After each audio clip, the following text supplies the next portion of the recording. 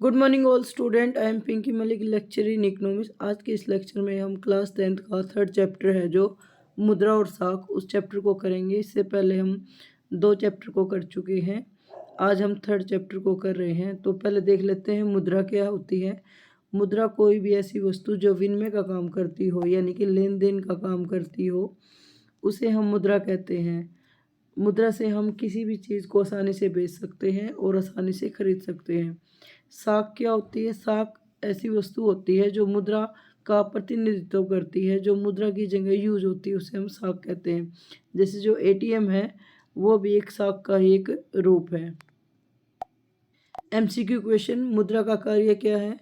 वस्तुओं को बेचने में सहायक है, वस्तु और सेवा को खरीदने में सहायक है, साख निर्माण, उपयुक्त सभी। तो जो साख है, मुद्रा के जो कार्य हैं वो चारों ही हैं। मुद्रा वस्तु को बेचने में भी सहायक होती है, खरीदने में भी सहायक होती है, साख निर्माण में भी सहायक होती है। तो जो आंसर होगा वो डी होगा, उपरोक्त सभी। क्वेश्चन नंबर सेकंड, आवश्यकता के दोहरे सहयोग का अंग है। आवश्यकता का जो दोहरा सहयोग है वो क्या होता है?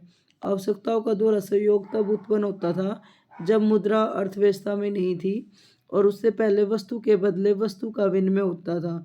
यानी कि हमें कोई वस्तु खरीदनी थी तो उसके बदले में हम वस्तु को ही बेचते थे। तो उस समय आवश्यकता के दोहरे सहयोग की आवश्यकता होती थी। आवश्यकता के दोहरे सहयोग से अभिप्राय है कि अगर मान लो एक व्यक्ति को कोई वस्तु बेचनी है, गेहूं बेचनी है, और उसके बदले में उसको चावल चाहिए, तो उसे ऐसे व्यक्ति को ढूंढना होगा जिसको गेहूं की ज़रूरत है और वो चावल को बेचना चाहता है। तो इसे हम आवश्यकता का दोहरा सहयोग कहते हैं। तो इसमें आवश्यकता का दोहरे सहयोग का अंग है बेचना, खरीदना, आवश्यकता, उपरोक्त सभी। तो इसमें दोनों ही चीज़ें शामिल हैं, बेचना भी खरीदना भी। और क्योंकि आवश्यकता है बेचने और खरीदने, दोनों पार्टियों को ही आवश्यकता है, तो जो आंसर होगा वो डी होगा। क्वेश्चन नंबर थर्ड, किस मुद्रा का संबंध प्राचीन काल से नहीं है? कागज के नोट प्राचीन काल से संबंध नहीं है, क्योंकि जो कागज के नोट है वो अभी आधुनिक समय की ही देन है। जबकि सोने के सिक्के हैं, चांदी के सिक्के हैं और तांबे के सिक्के हैं, वो प्राचीन समय से ही चले आ रहे हैं। तो जो आंसर होगा वो ए होगा। क्वेश्चन नंबर फोर, सोना, चांदी, लोहा, तांबा आदि धातुओं से बनी मुद्रा को डैश कहते हैं। ऐसी कोई भी धातु से बनी हुई मुद्रा को हम धातु मुद्रा कहेंगे। यानी कि सोना, चांदी, लोहा, तांबे आदि से बनी धातुओं से जो मुद्रा बनी है उसे हम धातु मुद्रा कहेंगे। क्वेश्चन नंबर फाइव, किस चीज़ को बैंक निक्षेप कहते हैं? बैंक में जमा मुद्रा, घर पर रखी मुद्रा, बैंक कर्मचारी, उपरोक्त सभी। तो बैंकों के पास जो जमा मुद्रा होती है उसे बैंक निक्षेप कहते हैं। क्वेश्चन नंबर सिक्स, भारत में करेंसी कौन जारी करता है? तो भारत में जो करेंसी जारी करता है वो आरबीआई करता है, reserve bank of India. RBI यानी कि रिजर्व बैंक ऑफ इंडिया देश का केंद्रीय बैंक है और करेंसी जारी करने का अधिकार सिर्फ आरबीआई को ही है।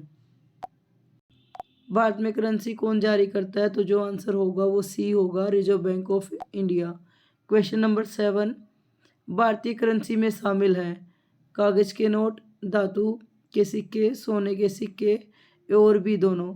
तो करेंसी में कागज के नोट भी शामिल है, जैसे 5 रुपये का नोट है, 10 रुपये का नोट है या 500 का है, 2000 का। तो कागज के नोट भी है करेंसी में और धातु के सिक्के भी हैं। यानी कि जो भी कॉइन है, सिक्के हैं, वो भी करेंसी में शामिल होते हैं। तो जो आंसर होगा वो ए और बी दोनों होगा, यानी कि डी आंसर होगा। क्वेश्चन नंबर एट, भारत का केंद्रीय बैंक है ग्रामीण बैंक, व्यापारिक बैंक, भारतीय स्टेट बैंक, भारतीय reserve bank of India. Reserve bank of India. तो भारत का जो केंद्रीय बैंक है वो रिजर्व बैंक ऑफ इंडिया है। क्वेश्चन नंबर एट, भारत का केंद्रीय बैंक, तो भारत का जो केंद्रीय बैंक है वो रिजर्व बैंक ऑफ इंडिया यानी कि आरबीआई है।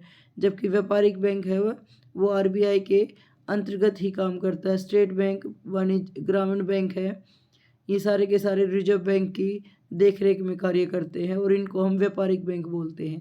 क्वेश्चन नंबर नाइन, ऋण विकास के क्षेत्र में कैसी भूमिका अदा करता है? सकारात्मक, नकारात्मक, सामान्य, उपरोक्त सभी। तो सकारात्मक का मतलब है कि देश के विकास के लिए ऋण आवश्यक है या नहीं, पॉजिटिव रिलेशनशिप शो करता है या नहीं, या नेगेटिव शो करता है। तो जो ऋण है यानी कि लोन है वो अर्थव्यवस्था पर सकारात्मक प्रभाव डालता है, क्योंकि अगर लोन है तो इससे जो निवेशक है वो आसानी से निवेश कर सकेंगे और जिससे अर्थव्यवस्था में बूम आएगा, यानी कि पॉजिटिव रिलेशन होगा। तो जो आंसर होगा वो ए होगा, सकारात्मक। क्वेश्चन नंबर 10, औपचारिक ऋण स्रोत कौन से हैं? बैंक, सहकारी समितियां, जीवन बीमा निगम, उपरोक्त सभी। तो जो औपचारिक ऋण है वो चारों ही है।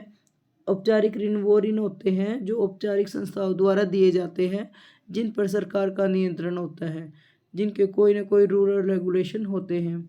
तो जो आंसर होगा वो डी होगा, उपरोक्त सभी। क्वेश्चन नंबर 11, औपचारिक ऋण की विशेषता क्या है? सहकारी नियंत्रण, अधिक ब्याज दर, मनमानी करना, किसी समर्थक ऋणाधार की आवश्यकता नहीं। तो जो औपचारिक ऋण है अभी बताया गया है सरकार के नियंत्रण में होते हैं, इनमें कम ब्याज दर होती है और कोई मनमानी नहीं होती, रूल रेगुलेशन होता है और किसी समर्थक ऋणधार की भी आवश्यकता नहीं होती है। तो जो आंसर होगा वो ए होगा। अनौपचारिक ऋण स्रोत कौन से होते हैं? अनौपचारिक ऋण स्रोत होते हैं जिन पर कोई कंट्रोल नहीं होता है सरकार का, सरकारी नियंत्रण नहीं होता। जैसे महाजन या साहूकार से जब पैसे उधार लिए जाते हैं वो अनौपचारिक ऋण स्रोत है। कृषि व्यापारी से भी जो ऋण लिए जाते हैं वो अनौपचारिक ऋण है। रिश्तेदारों या मित्रों से जब हम ऋण लेते हैं वो भी अनौपचारिक ऋण है। तो जो आंसर होगा वो डी होगा, उपरोक्त सभी। क्वेश्चन नंबर 13, निम्न में से कौन एक ऋण के अनौपचारिक स्रोत में शामिल नहीं है? व्यापारी, सहकारी समितियां, मित्र, साहूकार। तो जो व्यापारी है, मित्र है और साहूकार है वो अनौपचारिक स्रोत है, जबकि सहकारी समिति है वो अनौपचारिक स्रोत में शामिल नहीं होता। तो जो आंसर होगा वो बी होगा। क्वेश्चन नंबर 14, समर्थक ऋण आधार में कौन सी चीज़ आती है? समर्थक ऋण आधार का मतलब होता है कि जब हमें कर्जा लेना होता है तो उसके बदले में जो हम चीज़ गिरवी रखते हैं, तो वो कौन सी चीज़ हो सकती है? मकान, भूमि, पशु, उपरोक्त सभी। ऋण लेने के लिए, कर्जा लेने के लिए हम मकान को भी कई बार गिरवी रखते हैं, भूमि को भी, पशु को भी। तो जो आंसर होगा वो डी होगा, उपरोक्त सभी। क्वेश्चन नंबर 15, अमीर परिवार किस स्रोत से ऋण लेते हैं? औपचारिक, अनौपचारिक, ए और बी दोनों। उन्हें किसी भी स्रोत से ऋण नहीं मिलता। तो जो आंसर होगा वो ए होगा। जो अमीर परिवार है वो औपचारिक ऋण लेते हैं, क्योंकि औपचारिक जो ऋण होता है वो कम ब्याज पर मिलता है। तो जो आंसर है वो ए है। क्वेश्चन नंबर 16, सन 2006 में नोबेल पुरस्कार प्राप्तकर्ता निम्न में से कौन से थे? Doctor Manmohan Singh, professor Mohammad Yunus, Bill Gates, American राष्ट्रपति जॉर्ज बुश। तो जो आंसर है वो बी है, professor Mohammad Yunus. Question number 17, Bharat में अन्य बैंकों की कार्यप्रणाली को कौन नियंत्रित करता है? राष्ट्रपति, प्रधानमंत्री, रिजर्व बैंक ऑफ इंडिया, केंद्र सरकार। तो भारत में अन्य बैंकों की कार्यप्रणाली की जो देखरेख करता है वो रिजर्व बैंक ऑफ इंडिया करता है, आरबीआई करता है। आरबीआई देश का केंद्रीय बैंक है और वो सभी बैंकों पर निगरानी रखता है, यानी कि उनकी कार्यप्रणाली को नियंत्रित करता है। तो जो आंसर होगा वो सी होगा, reserve bank of India. Question number 18, bank सामान्यतः कुल जमा राशि का कितने प्रतिशत अपने पास रखता है? ऑप्शन है 5%, 10%, 15%, 20%।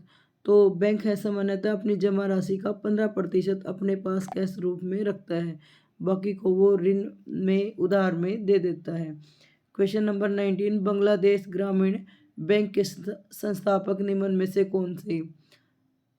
तस्लीमा नसरीन, प्रोफेसर मोहम्मद यूनुस, शेख हसीना, उपरोक्त में से कोई नहीं। बांग्लादेश ग्रामीण बैंक के जो संस्थापक थे वो प्रोफेसर मोहम्मद यूनुस थे और उन्होंने को ही नोबेल पुरस्कार अवार्ड मिला था।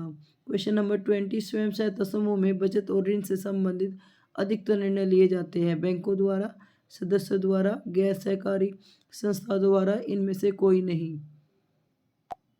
स्वयं सहायता समूह को हम बोलते हैं जब कुछ व्यक्ति अपने आप मिलकर एक ग्रुप बना लेते हैं और एक दूसरे की मदद करते हैं, यानी ना तो वो व्यापारिक बैंकों से ऋण लेते हैं या ना किसी महाजन से, वो स्वयं अपने आप सहायता करते हैं।